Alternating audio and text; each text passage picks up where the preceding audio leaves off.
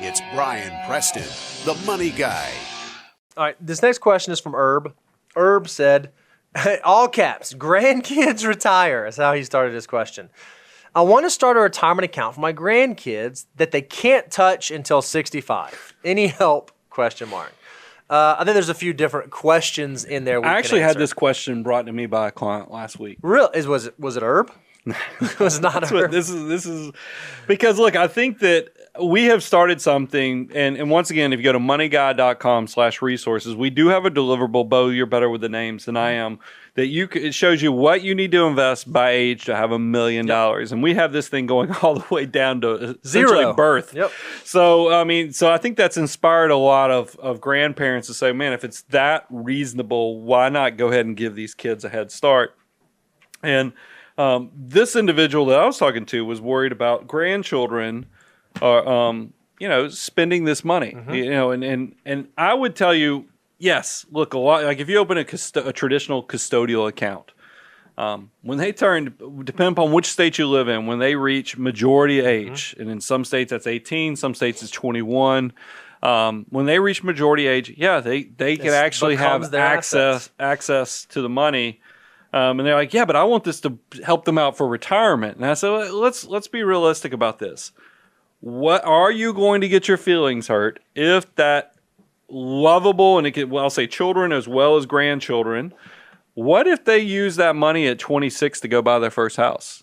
Is that going to freak you out? They have access to it, and I'm not even sure it's the worst thing. It's a horrible idea. I mean, I think when I was, buying my first home, I would have been so happy to have a pot of money like that to use. That's where, so I think the only way you can combat that is maybe through communication, letting the grandchild or child know that, hey, this is what we've earmarked this money for, but you need to go ahead and think ahead to what happens if they don't listen to you because it is their money, and you need to go ahead and be okay with that. You know how we have rules about you don't lend to relatives unless you just know that you're basically walking away from this money, because you don't want to have a money issue blow up the love that you have in this relationship.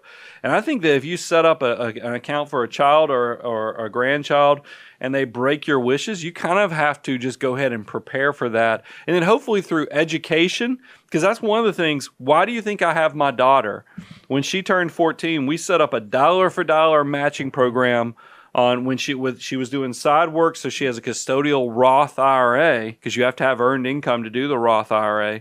And I think I've created a monster. And the fact that now she is constantly looking for ways to, contribute to her Roth.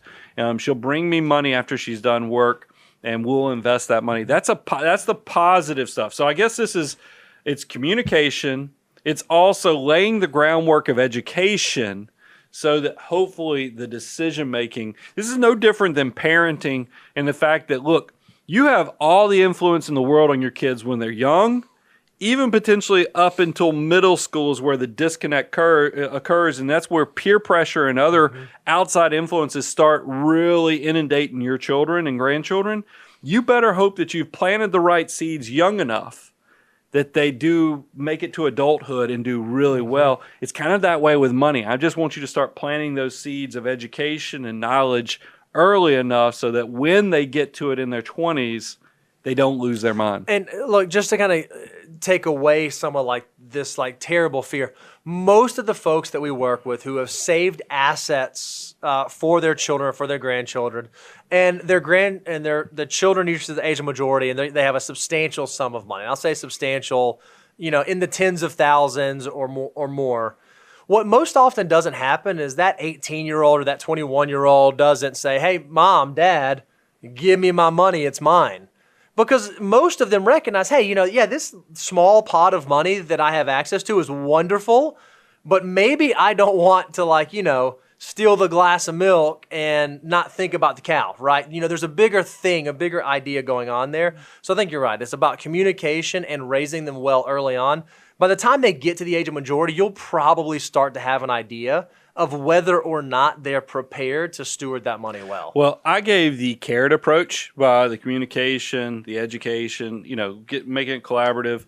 There's also the stick approach. And that's what you were kind of alluding to. The stick approach is you basically threaten the child and grandchild, don't mess up this money because, by the way, this is a test also. But I don't know if I believe in the stick approach with it. I'm hoping that the carrot approach works much better. But I do know that I've known some people that have threatened their children and grandchildren, don't touch this money or that's it. Or that's it.